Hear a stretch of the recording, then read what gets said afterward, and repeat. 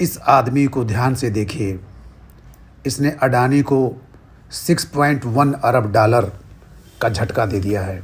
6.1 अरब dollar को रुपये में बदलेंगे तो इसे कुछ यूँ लिखेंगे 489993000000 रुपये।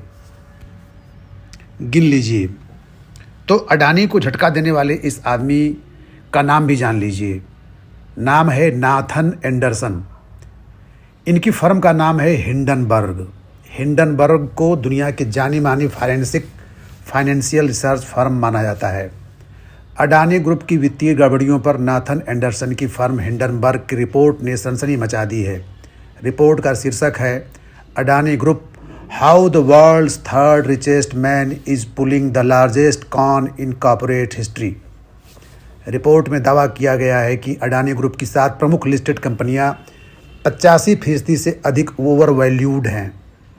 इस रिपोर्ट में हिंडनबर्ग का कहना है कि उन्होंने 38 कथित मॉरिशस स्थित सेल कंपनियों की पहचान की है, जिनका नियंत्रण गौतम अडानी के बड़े भाई विनोद अडानी के साथ साथ साइप्रस, संयुक्त अरब अमीरात, सिंगापुर और कई कैरेबियाई द्वीपों में स्थित इसी तरह की कई अन्य कंपनियों से है। इस रिपोर्ट के आने के बाद अडानी ग्रुप के शेयर लगातार धड़ाम होने की ओर हैं। शेयरों में 10% तक की गिरावट देखने को मिली।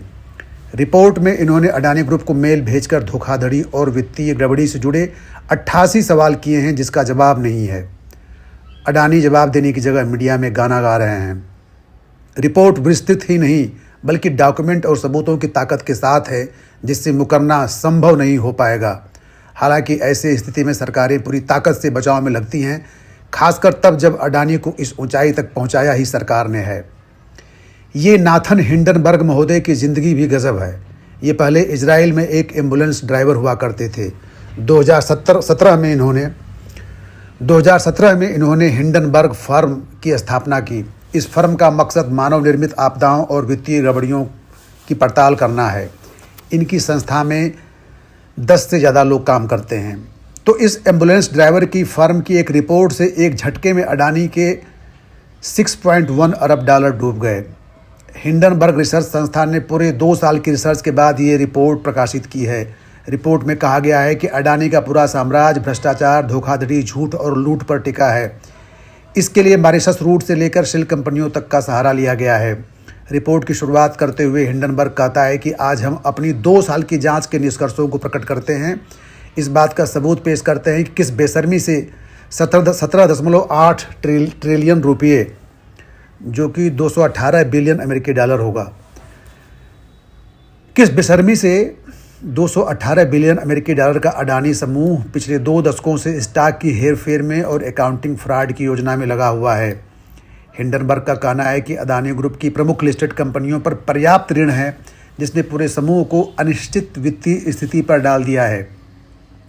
इस रिपोर्ट से कॉर्पोरेट जगत में सनसनी है। अनुसंधान फर्म हिंडनबर्ग ने अपनी विस्तृत रिपोर्ट मई सबूतों के साथ पेश की है। रिपोर्ट के अंतिम हिस्से में अडानी के लिए उन्होंने 1 नहीं 2 नहीं बल्कि पूरे 88 सवाल पूछे हैं। जैसे गौतम अडानी के बहनोई समीर वोरा को हीरा व्यापार घोटाले का हिस्सा होने के आरोपों के बावजूद अडानी ग्रुप के ऑस्ट्रेलिया डिवीज़न का कार्यकारी निदेशक क्यों नामित किया गया?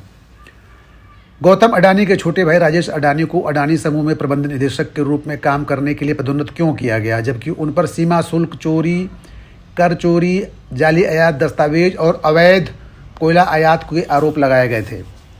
इन आरोपों के जवाब में कल शाम को अडानी समूह ने वही घिसा पिटा जवाब पेश किया है कि रिपोर्ट जारी करने से पहले हमसे तो पूछा ही नहीं गया और ये हमारे खिलाफ साजिश है वगैरह वगैरह। लेकिन यदि अडानी समूह में वास्तव में दम है तो रिपोर्ट के अंत में उठाए 88 प्रश्नों का विस्तार पूर्वक जवाब देना चाहिए। इतने बड़े खुलासे के बाद अडानी का बचना मुश्किल नज़र आ रहा है।